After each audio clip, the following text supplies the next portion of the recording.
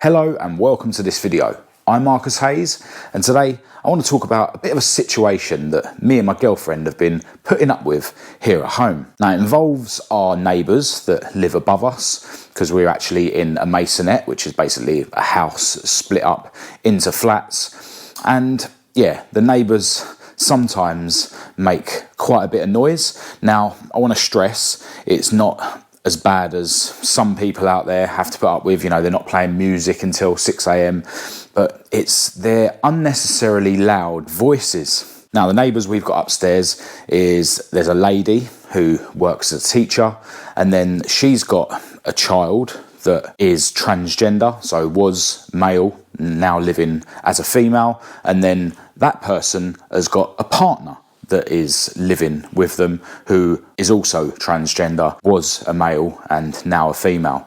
And you'll see in a minute why their orientation is relevant to the issue. Now, the partner has actually only just moved back in after moving out, after living upstairs a time before. And during that time before, there was lots of really loud voices, a lot of the times until 3 a.m. But, you know, me and my girlfriend, we're very understanding. We're not the kind of people to moan. So, you know, we did sort of put up with it for ages and ages and ages until the point where we couldn't put up with it anymore. And yeah, then we sort of knocked on the door. And I want to say as well that that was wrong to put up with it for ages and ages and ages. That was down to both of our reluctance to confront the situation. You know, we're both naturally quite passive. I've said before on the channel that I am naturally a bit of a coward. So that was the wrong thing to do, really. And, you know, that can make things worse in certain situations. But anyway, eventually we did knock on the door, and it was the lady, the mother, that actually answered the door. You know, answering the door, looking like a bulldog chewing a wasp, you know, attitude instantly before I'd even said anything. And yeah, we just sort of said, look, you know, we can hear the voice above our TV all day, but we're trying to sleep. Can you ask them to keep it down? And she sort of, you know, looked at us like dirt and sort of said, okay, and then went back in. And then just as we shut our door, someone, I don't know if it was the lady or one of the other two, kicked our door, which we thought was really childish. So, you know, straight away, there's no desire from them to even entertain the fact that, you know, they're making too much noise. But anyway, my girlfriend actually knocked on the door one other time, and then the partner of the child of the lady answered, and it's the partner that's got the very loud voice. And let me explain why it's relevant, why their orientation is relevant. It's because the partner, you know, obviously wanting to live like a woman, puts on a very female voice, and it's a very loud put on female voice. I don't know if any of you guys out there that have got very deep masculine voices, if you try and do a female voice quietly, sort of nothing will come out, it's just air. You know, you have to sort of put a bit of volume behind it before you can do a kind of false, high-pitched voice. So that's the issue we're having. But funnily enough, the person didn't put on that fake voice when they were talking to my girlfriend about the situation. So yeah, it sort of adds to my feelings that it's unnecessary, you know, this loud voice. And I want to say, look, I've got no problem with anyone living how they want to live. In fact, I think everyone should live how they want to live, except if you're in a situation like me where, you know, my mind deep down wants me to live as a drug addict waste man, and obviously I'm trying to battle against that. But, you know, if you want to change your identity or live as, you know, the other gender, I think you should, you know, why not? But I don't think it should encroach on other people's lives. And I don't want to offend anyone, but I'm not going to tread on eggshells around the issue. It's quite apparent in, you know, the media and the agenda today that, yeah, it seems to have become unreasonable for people to say that, for instance, transgender women can't compete against women in sports. And, you know, things like, you know, it's unreasonable to say that a transgender woman can't go into a woman's public toilets. To me, it's kind of common sense that a male woman shouldn't be going into a female public toilets, and it's common sense that a male woman shouldn't be competing against women in sports. But, you know, maybe that's down to my own ignorance of the situation. That's just my opinion. Yeah, so we're kind of in a position where, you know, me and my girlfriend are both kind of a bit nervous about, you know, even tackling the issue, even sort of saying, you know, to the neighbours, you know, it is a fake voice. Can you keep it down? You know, is it acceptable to say something like that? I don't know. But in my opinion, it's unacceptable, really, for someone to be unnecessarily speaking so loud that it's keeping other people awake in, you know, a completely separate flat. So that's our issue. The voices from upstairs, you know, when they're talking to each other, it's so loud that it's keeping us awake down here. Now, going back to, you know, us complaining and stuff, a couple of days after we complained, my girlfriend actually had a missed call and a voicemail from the police. And she obviously called them back, and she was told by this police person that we need to stop harassing the neighbours, we need to stop banging on their door every single day. Yeah, like they almost went on as if we were being unreasonable. Now, once my girlfriend explained the situation a bit more, then the police person kind of admitted that, yeah, you know, if they had a problem with their neighbours making too much noise at night, they would also knock on the door. So, you know, I don't know what story the neighbours had sort of said to the police to make the police so sort of militant initially during the phone call, but I did have a little bit of a look online, and there's only a few situations where the police will even intervene in a civil matter like this, and one of them happens to be that, you know, if you feel that your neighbour is harassing you due to your orientation. So based on the attitude that we've got from the neighbours, and based on the way that the police had spoken to my girlfriend, I'm guessing that they've kind of said that, you know, we're abusing them upstairs because they're transgender, which isn't the case. You know, I don't care what orientation they are. I just don't want them to talk so loud up there that it keeps us awake down here. But yeah, that's the kind of estimation I've come to, you know, that's the reason that the police were so actively intervening and saying to my girlfriend that, you know, it was unreasonable for us to knock on the door. One thing I did forget to mention, actually, between us complaining and the police contacting my girlfriend actually got a text message from the lady upstairs, because obviously when we moved in, they exchanged numbers, as you do with neighbours. And yeah, the text message was saying that basically she's not going to ask the child's partner to keep their noise down, that we should basically just have earplugs in or have loud headphones on, and that the child's partner has had a really hard life. Their mother used to put nails in their birthday cake, and they've got multiple personality disorder, and they've got loads of voices in their head. So that basically we should just put up with it. And also, if we're planning to sell the place and move out because of the noise, then she reminded us that we're legally obliged to tell any potential buyers that we've had problems with their noise. So not only did the text message basically say that we're unreasonable for even suggesting that they keep their noise down so that we can sleep, she'd also already come up with a future story in her head where we're actually going to sell up and move out because of the noise. Which is, you know, an example of when, you know, the ego or your mind starts creating these false stories, you know, taking you into the future or dragging you back to the past rather than allowing you to live in the present moment. So it's just an example of the kind of mind state that I'm personally trying to stay out of in my own life. And yeah, it's just an idea of how sort of unreasonable, in my opinion, and how oblivious to the outside world our neighbours are. Now, when the partner of the child moved out, there was a couple of times where the child, and when I say child, it's not, they're not young, like they're sort of 20s as far as I know. It's just that I don't know what terminology to use when it's a male girl. Yeah, I don't know. So that's why I'm saying the child, because it's the lady's child. So when the partner of the child moved out, there was a couple of times where the child's voice was very loud. Again, at like 3 a.m. in the morning, it was keeping us awake. Now, they don't speak in a false female voice. They've just got a very deep voice, very masculine voice. Now, based on our experience with, you know, knocking on the door, I sort of thought it's not worth knocking on the door, so I sort of used the method instead of banging on the ceiling and shouting and just saying, look, you don't have to talk that loud, we're trying to sleep, which did, make them keep the noise down, thankfully.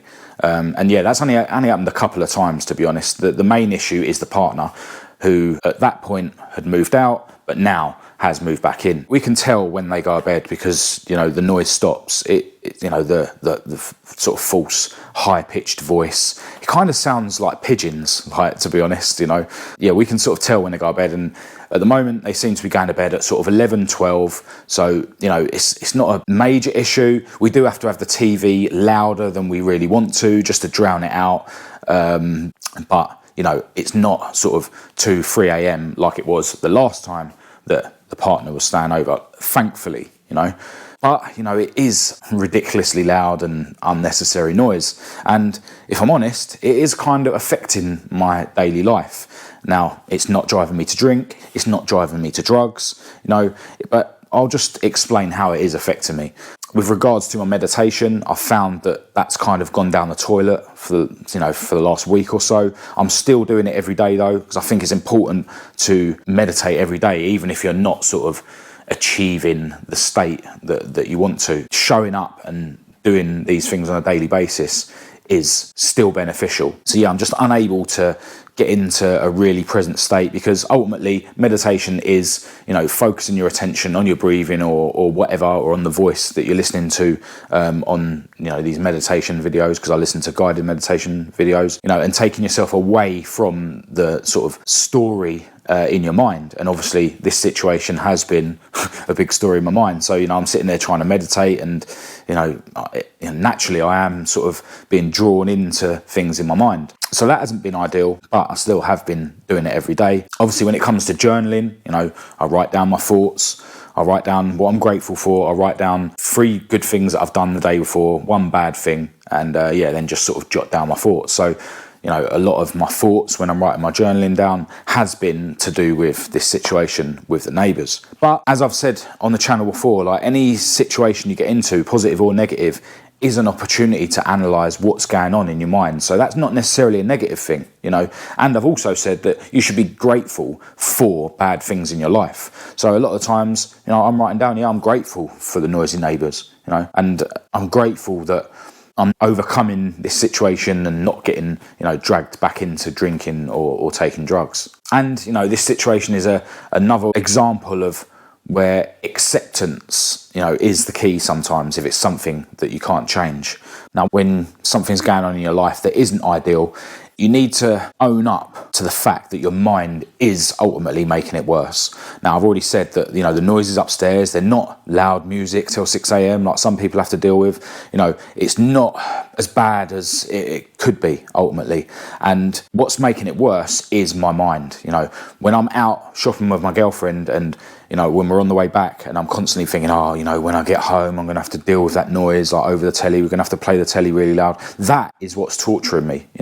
It's not going to make the situation any better. In fact, it's going to make it worse, because as soon as you walk in the door, you can hear the, high-pitched fake voice, and immediately you're, on a sort of negative path in your mind. So, I've learned nowadays to own and accept that it's my mind doing it to me. It's not the situation. Even things like how I've said, how I see it's not really worth knocking on the door because of the past experience of knocking on the door. Again, it's a way where my mind is dragging me into the past, that past experience where knocking on the door was a waste of time, where we didn't get the result or the response that we wanted, and now that's controlling how I'm sort of operating in the now, So it means that even if I do end up knocking on the door, then I'm still going to have that past experience in my mind, and it might mean that when I knock on the door, I've probably got a bit of an attitude about me. I've got my back up, which isn't going to help the situation. So yeah, even though, in my opinion, the noise upstairs is unnecessary, it's unreasonable. It certainly has been unreasonable in the past when the noise is at like 3 a.m. It's always a good thing for you to identify and own up to the fact that your mind is going to be making it worse. I mean, even now, like the fact that they are going to bed at sort of 11, 12, every night I'm sitting here and I'm thinking, are they going to be up till 3 tonight? Or, so again, it's another example where I'm using the past to dictate how I feel in the now, and it never makes anything better. In fact, it always makes it worse. Now, there's always a positive that you can get out of any negative situation, and there is a couple of examples of that with this situation. One thing I haven't mentioned about the neighbours upstairs is that they drink every day, it seems, because, you know, we hear them and see them sometimes putting their empty bottles in the recycling bin every morning. I've been there, you know, I'm not here to judge anyone that needs to intoxicate themselves on a day-to-day basis, because, you know, there's a big part of me that would love to do that every day. But, you know, I'm grateful that I'm not in that position now, you know, and as bad as it sounds, and as at least partly ego-driven it is, you know, I can use them as an example of where I don't want to go back to, if you know what I mean. Now, you don't want to be looking down your nose at people. You don't want to be, you know, looking at yourself above other people. But they're drinking every day. I'm now not. You know, they sort of sit indoors all day, which is obviously why we hear them over the telly all day. But I'm not. You know, I'm getting out there. I'm making myself stronger every day. I'm going to the gym regularly. I'm exercising at home every day. You know, I'm doing things on a day-to-day basis that's making me better, making me stronger, you know, turning me into a better person. So a lot of the time when there's people out there that your mind is trying to make you hate in a way, a lot of the time you can sort of flip it on its head and be like, well, if you hate them so much, then just be grateful that you're not them. You know, I'm grateful that I don't have to live their life. I would much rather be putting up with their noise than having to live their life. You know, they're drinking every day. They get junk food delivered to the house every day. Yeah, it doesn't look from the outside like a great existence, you know. So I'm grateful that I'm me and not them.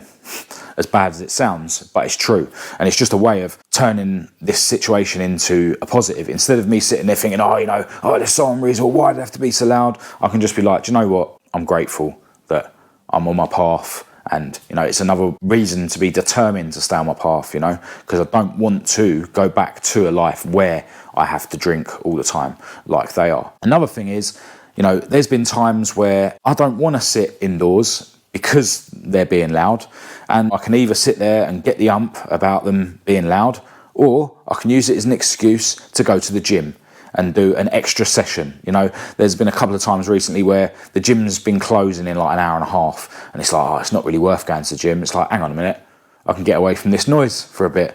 Yeah, so I end up going to the gym, getting another session in that I wouldn't have otherwise got in, you know, which is making me into a stronger person. So it's another way that I've turned this whole thing into a positive. But ultimately, what I've found is, you know, I'm sort of switching between a mind state where it's like, you know, it's really bothering me, you know, and, you know, it's like, why do they have to be so loud, you know, and then switching between that and a mind state where it's just accept it. You know, as I've said before, if it's something that you can't control, you need to accept it, and accept it almost as if you chose it.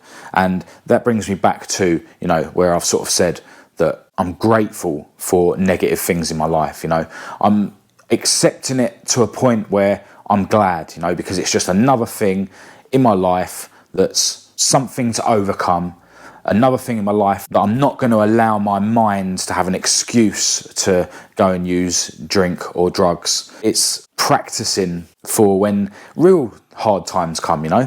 One day my parents are going to die, you know. How am I going to deal with that? Am I going to get the ump? Am I going to go on a bender? No. You know, and that's going to be way more difficult to deal with than, you know, the idiots upstairs. So it's never about what's going on. It's about how you deal with it, like internally and externally. I could, if I allowed myself to, quite easily just spend every single day like with the ump. You know, I could, you know, be shouting up to them all the time. I could be letting it be the only thing that me and my girlfriend discuss. You know, I could be letting it stop me doing what I need to every day, and I could be letting it be an excuse for me to go and be the waste man that I am now no longer. Or I can do what I have been trying to do, is see it for what it is. You know, it's not as bad as it could be. You know, there are some people out there that have to deal with people playing loud music until 6 a.m, you know, so it could be a lot worse. it's a challenge, and challenges are good, you know, especially if you're a man. You know, you need challenges in your life. It's an example of the kind of person that I don't want to be, you know, because they are drinkers, they do eat junk food, you know, so it's an example of what not to be like. It gives me an opportunity to analyse what's going on in my mind, because, you know, it is something that is like quite constantly in my mind lately. And ultimately, there are always positives to be drawn from any negative situation. You know, it's meant that I've gone to the gym a couple of times where I wouldn't have had, and, you know, I'm grateful for that. So that's the situation that we're going through at the moment. You know, I'm sure there's people out there that are dealing with way worse situations, but it's an example of how nowadays I sort of analyse things and, you know, own up to the fact that my mind is making this situation worse, and it gives me an opportunity to dissect, you know, what is going on in my mind and, you know, find some positives from it.